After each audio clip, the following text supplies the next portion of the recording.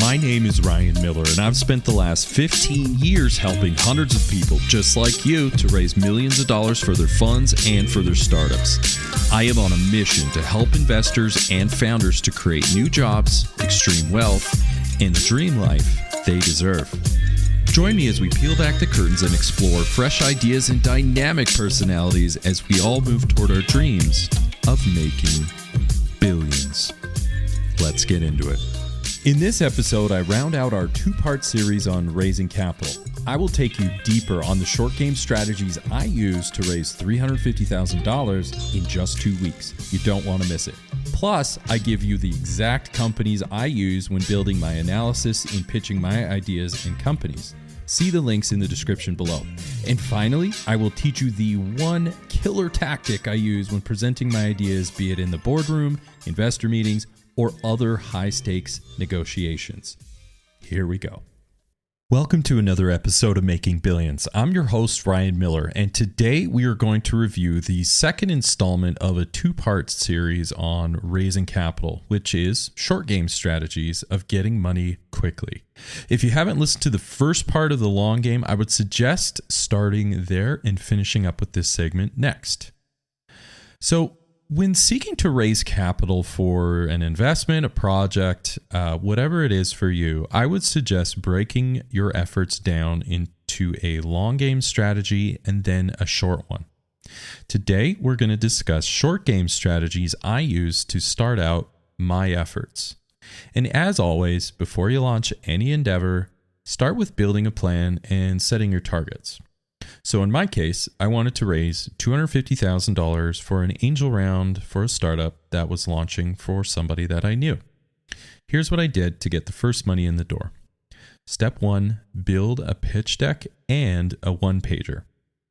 See, when building a pitch deck, it's essentially your preparation for a conversation more than a presentation. This is key to remember. See, building your communications documents have been critical in delivering an effective pitch to investors. A great place to start is building a summary one-pager. And I found a website that has an awesome template for this if you're interested. I'll put it in the link below. See, a one-pager is what I call a read-ahead document.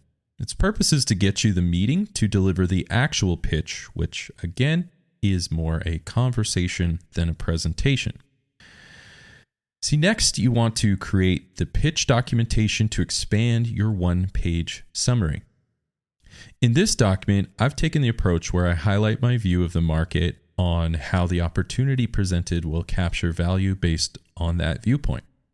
This is intended to be materials for your in-person pitch, and I like to keep it around 10 to 20 minutes for that conversation. The most popular software for this is either PowerPoint or Canva. That should be able to do the trick. And can mistakes happen here? Absolutely. In my early days, I foolishly assumed I would dazzle investors with my extensive education and skills. And like someone very naive that I was starting out, I would highlight all the minutiae so my colleagues would trust that my opinion was one to seriously be considered. There was this one problem. It was boring.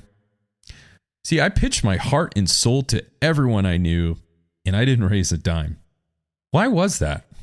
Well, I've come to appreciate that in a pitch, you got to sell the sizzle, not the steak. And what I mean by that is I had to learn that to get people interested in my opinions, I had to help them understand what I was saying in terms of how it will benefit them. This applies to many of you as well. Once you can share your opinions and analysis in a way that gets your intended audience emotionally invested, you now have the influence required to get a deal done. And I'll give you an example of what I mean. So suppose your deal can deliver an estimated return of, say, 14.4% a year. So you might say, hey, Mr. Big, we're so confident in our project that we're projecting a 14.4% annual return. Now, while that does sound good, it's all steak, no sizzle. And it's a perfect example of how a newly minted NBA might pitch something, and also a perfect example of how to blow up a deal before it even begins. What I've learned from that time in my life is that facts and figures are good to support ideas, but don't really pack enough emotional juice to get the deal over the finish line. So a better alternative to this would be to present it like, hey, Mr. Big, we're so confident in our project that we're projecting a 14.4% annual return. And what this means to you is you will double your money every 5 years or less. And really what this means is you have the chance to finally retire and spend more time with your kids before they move out. See the difference? So as you can see, presenting numbers, stats, figures are good, and you do need to communicate this, but it needs to be communicated in a way that drives deep emotional connections to your ideas. In other words, you are helping people to understand what to expect, but more importantly, why they should care. Once I learned to connect the outcomes of my ideas to what my colleagues cared about, I was able to close more deals, and I did. So with a pitch deck in hand, I was ready to approach people. And there's nothing too exciting here. I literally just built a list of friends and family and started pitching them and asking for referrals to anyone that would want to hear my pitch. And little by little, I was able to find some investors in my personal network. And despite my goal of $250,000, I actually raised $350,000 within 30 days. So what if you have a limited network? Some of you may be wondering that. What do I do then? Well, that's a great question and certainly happens to a lot of people. In that case, there are service providers out there that can help you find investors, but you may have to spend a few bucks to get it. And I'll include some of the links in the description. So on one end of the spectrum, you have what's called placement agents. These are specialty fundraising people who go out and have a list of investors and are able to raise capital for you. They will charge you quite a bit, but that service is out there should you find that maybe you just don't have a large enough network and you need money right now. It's a great place to go. Just Google placement agents for emerging fund managers, whatever that is. Placement agents are the key search term there. On the other end of the spectrum, on the little bit more of a self-serve, you have databases that are out there of investors who are looking for deals of every flavor. And lead service providers that I used back in the day, one was called Crunchbase. And Crunchbase helped me to find investors, funds, family offices that would be interested in specific deals, and their price tag is reasonable. Crunchbase was the most affordable one, but for other lead providers, if you have the money, you can subscribe to ones. Another one is PitchBook, and a competitor to them who's equally as good is called Preqin as well. See, they all have massive databases of investors, but access does come at a bit of a premium. So now here I am with a sizzling pitch deck in hand and a list of investors that would likely invest. I set out to raise capital. And like I mentioned before, I exceeded my goal of raising $250,000 in 30 days. And the work to get it done was manageable, and we exceeded that to $350,000.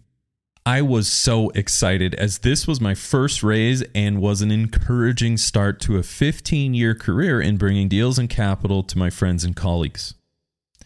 Well, that's enough for me. I hope you found today useful in raising capital quickly from friends and family and maybe a few databases. Please remember to build your pitch deck, communicate your ideas through a conversation more than a presentation, and finally support your investors and audience by helping them to see what your opinions mean to them. Do these things and you will advance the money-raising abilities you need in your pursuit of making billions.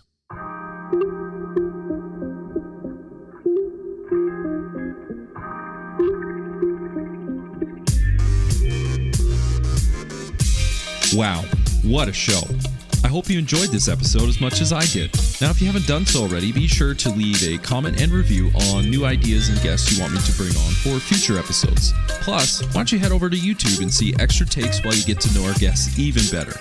And make sure to come back for our next episode where we dive even deeper into the people, the process, and the perspective of both investors and founders. Until then, my friends, stay hungry, focus on your goals, and keep grinding towards your dream of making billions.